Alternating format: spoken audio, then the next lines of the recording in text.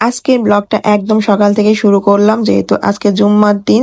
ভাবলাম যে সকাল থেকে একদম দুপুর পর্যন্ত কি কি হয়েছে সবকিছু আপনার সাথে শেয়ার করি। আসসালামু আলাইকুম, কেমন আছেন সবাই? আশা করি সবাই খুব ভালো আছেন। তো রুটি বানাতে বানাতে আমার ছেলে তো দুষ্টামি করা মানে প্রতিদিনকার নিয়ম, যেহেতু ও আটা ময়দা রুটি দেখলে ওর মাথা ঠিক থাকে না। আর ছোটবেলা আমরাও তো সেম কাজটাই করছি, তাই না? মানে যখনই মা রুটি বানাতে বসতো আমরা এসে মাকে ডিস্টার্বই করতাম। তো এখন আমার ছেলে করে। জায়ান, কি করো তুমি? আল্লাহ, কি করতেছো? হ্যাঁ, এই রুটি কে খাবে? কে খাবে এই রুটি? বাবা খাবে। তুমি এত কষ্ট করে বানাইছো আব্বু। আল্লাহ, তুমি দেখো তুমি কত রুটি বানাইছো এত কষ্ট করে।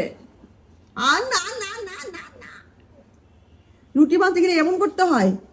হ্যাঁ, কি করছিস? চেহারা দেখি, তাকা আমার দিকে। এত কষ্ট করে রুটি বানাচ্ছে আমার ছেলে বাবার জন্য। মা খাবে না? মা খাবে না?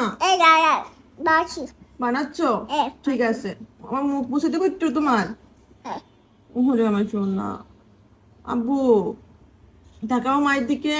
এ কি করছো বাবা? চোখে চলে যাবে তো। কার জন্য এত কষ্ট করো? হ্যাঁ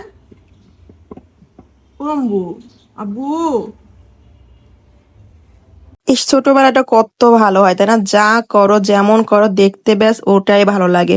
চেয়ে চেয়ে দেখতে ইচ্ছা করে ওই ছোট ছোট আবদার গুলো, দুষ্টামি গুলো। আমরাও একদিন এমন ছিলাম, এখন আর কেউ চেয়েও দেখে না। ইসরে, আগের লাইফটাই না ভালো ছিল, কিন্তু না, আগের লাইফ ভালো না, এখনকার লাইফ ভালো। কারণ হচ্ছে মা হয়ে যাওয়ার পর এটাই মনে হয় পৃথিবীর সবচেয়ে সেরা একটা লাইফ। তার আগে যা হয়েছে আমি ওইগুলো মনেও করতে চাই না। কারণ হচ্ছে আমার মনে হয় আমার কাছে এই লাইফটাই সবচাইতে সবচাইতে ভালো। তো যাই হোক, এই যে আমার কলিজা গুদ্দা সব রেডি, রান্না বান্না করা হচ্ছে।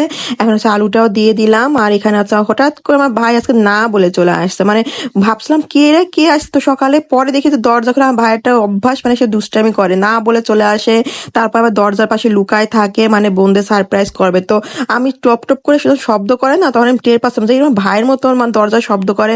হঠাৎ দেখি তো না, ভাই কেন আসবে, দেখি তো না, সত্যিই তো চলে আসছে।